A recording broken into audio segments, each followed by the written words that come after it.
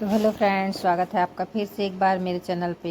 तो फ्रेंड्स ये देखिए, हमारा थोड़ा सा वीडियो आज लेट आ रहा है। मतलब मेरा ये करवा चौथ का वीडियो पहले ही आ जाना चाहिए, पर थोड़ा लेट है। और ये देखिए, हम अपनी बहू के साथ कर रहे हैं करवा चौथ की पूजा। और ये मेरी वही बहू है जिसकी शादी अभी गर्मी में हुई थी। इसका ये पहला करवा चौथ था। मेरी दीदी की बहू है। तो दीदी बोली थी कि यहीं पे आ जाना, तो बहू के साथ कर लेगी। दीदी करती नहीं है। तो ये देखिए, हम लोग कर रहे हैं पूजा और बहू रानी मेरी गा रही हैं आरती और मैं आरती घुमा रही हूँ। तो चलिए फ्रेंड्स, दिखाते हैं कि हमने कैसे कैसे करके पूजा की। तो बने रहिए ब्लॉग वीडियो में कंटिन्यू। और वीडियो अच्छी लगे तो प्लीज़ एक लाइक कर दीजिएगा, और चैनल पर नए हैं तो चैनल सब्सक्राइब भी कर लीजिएगा। और आप लोग भी अपना बताइएगा, आप लोगों ने कैसे कैसे पूजा की, क्या क्या किया, सारा कुछ बताइएगा। तो चलिए फ्रेंड्स, बने रहिए ब्लॉग वीडियो में कंटिन्यू और दिखाते हैं हम आपको आगे आगे क्या क्या हुआ। आपको मेरा सुहाग लेना पड़ेगा। तब उस चौथ माता ने बताया कि पौष की चौथ आएगी, वह मेरे से बड़ी है, उसे ही सब कहना, वही तुम्हारा सुहाग वापस देगी। पौष की चौथ आकर चली गई, माघ की चली गई, फागुन की चली गई, चैत वैशाख जेठ अषाढ़ और सावन भादों की सभी चौथ आई और यही कहकर चली गई कि आगे वाली को कहना। औसत की चौथ आई तो उसने बताया कि तुम पर कार्तिक की चौथ नाराज है, उसी ने तुम्हारा सुहाग लिया है, वही वापस कर सकती है। वही आएगी तो पाँव पकड़कर विनती करना। यह बताकर वह भी चली गई। जब कार्तिक की चौथ आई तो वह गुस्से से बोली, भाइयों की प्यारी करवा ले, दिन में चांद उगाने वाली करवा ले, व्रत खंडन करवा वाली करवा ले, भूखी करवा ले। तो यह सुनकर वह चौथ माता को देखकर उसके पाँव पकड़कर गिड़गिड़ाने लगी, हे चौथ माता, मेरा सुहाग तुम्हारे हाथों में है, आप ही मुझे सुहागिन करें। तो माता बोली, पापिन हत्यारिन, मेरे पाँव पकड़कर क्यों बैठ गई? तब वह बोली कि जो मुझसे भूल हुई उसे क्षमा कर दो, अब भूल नहीं करूंगी। तो चौथ माता ने प्रसन्न होकर आंखों से काजल, नाखूनों में से मेहंदी और टीके में से रोली लेकर छोटी उंगली से उसके आदमी पर छींटा दिया। तो वह उठकर बैठ गया और बोला कि आज मैं बहुत सोया। वह बोली, क्या सोए? मुझे तो 12 महीने हो गए, अब जाकर चौथ माता ने मेरा सुहाग लौटाया। तब उसने कहा कि जल्दी से माता का पूजन करो। जब चौथ की कहानी सुनी, करवा का पूजन किया, तो प्रसाद खाकर दोनों पति पत्नी चौपट खेलने बैठ गए। नीचे से दासी आई, उसने उन दोनों को चौपट मारते हुए खेलते देखा तो उसने सासू जी को जाकर पतिव्रत स्त्री अपने पति के साथ नदी किनारे एक गांव में रहती थी। कार्तिक मास में कृष्ण पक्ष की चतुर्थी चौथ के दिन उसका नदी में स्नान करने के लिए गया। स्नान करते समय एक मगरमच्छ ने उसका पैर पकड़ लिया। वह करवा करवा नाम लेकर जोर जोर से अपनी पत्नी को पुकारने लगा। आरती नहीं तो सेंट नहीं होंगी पता है।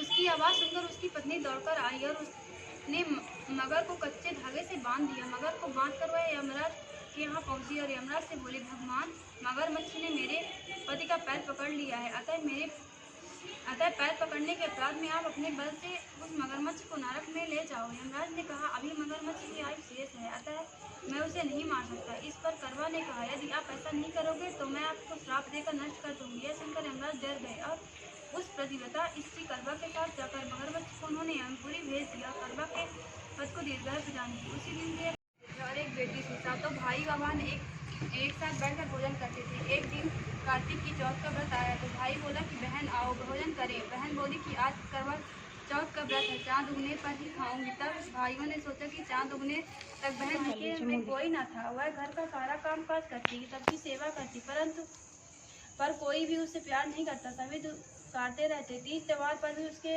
मायके से कोई ना आता। वह बहुत दुखी रहती।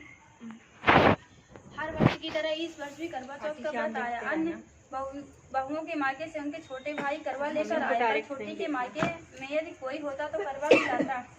सास भी छोटी कोई खरी खोटी सुना रही थी। वह दुखी होकर से निकल पड़ी और जंगल में जाकर रोने लगी। एक नाग बहुत देर से उसका रोना सुन रहा था। अंत में अपने दिल से निकल आया, प्रकाश जला लाई नहीं प्रकाश। पूछने लगा, बेटी क्या बात है, तुम रो क्यों रही हो? छोटी बहू बोली, नहीं आज चालू करवा होता, चौथ पता मेरा नहीं। कोई भाई नहीं है, यदि मेरा कोई भाई होता तो आज जरूर करवा लेकर आता। नाग को छोटी बहू पर दया आई। नाग ने कहा, बेटी तुम घर चलो, मैं भी करवा लेकर आता हूँ। थोड़ी देर बाद नाग ससुराल पहुँचा। ससुराल वाले इतना सामान देखकर चकित हो गए। सास भी प्रसन्न हो गई। सास ने प्रसन्न मन से छोटी बहू को नाग देवता के साथ भेज दिया। नाग देवता ने छोटी बहू को अपना सारा महल दिखाया और कहा, जितने दिन चाहो आराम से रहो, मन चाहा खाओ, मन चाहा पहनो, पर एक बात याद रखना, सामने रखी नाथ कभी मत खोलना। छोटी बहू सारा समय महल में आराम से काटती, पर नाथ के बारे में उसकी उत्सुकता बढ़ती जाती। एक दिन जब घर में कोई ना था तो उसने नाथ को उठाकर देखा तो हजारों छोटे छोटे सांप के बच्चे इधर उधर देखने लगे। उसने जल्दी ही ससुराल में अब उसकी बड़ी इज्जत होने लगी।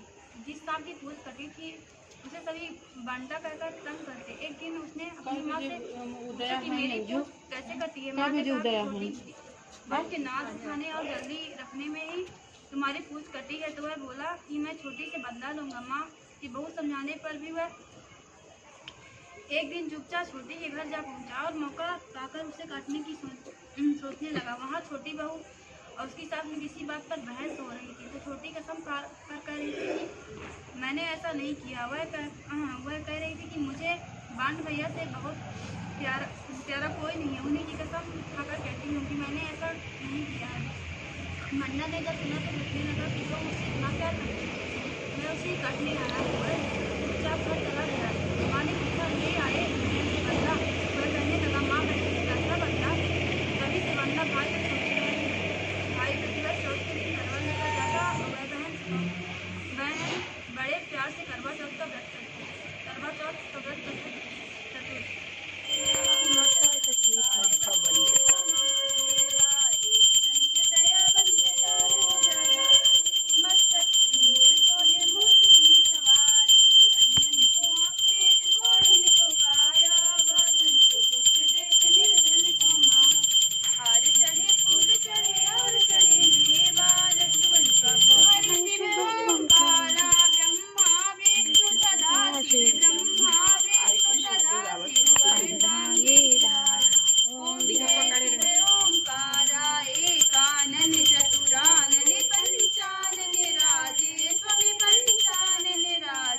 हंसासन गरुणासन वृषवाहन साज। ओम जय शिव ओंकारा, दो भुज चार चतुर भुज रति भुज अति शोभे, समित भुज अति शोभे, तीनों रूप निरखता त्रिभुवन मन मोहे। ओम जय शिव ओंकारा, यक्षमाला वनमाला मुंडमाला धारी, स्वामी मुंडमाला धारी, त्रिपुरारी कंसारी हरिमाला धारी। ओम जय शिव ओंकारा, श्वेतांबर। फ्रेंड्स, ये हमारी पूजा हो गई है समाप्त और अब हम कर रहे हैं हवन। तो चलिए फ्रेंड्स, आज का ब्लॉग वीडियो ऐसे यहीं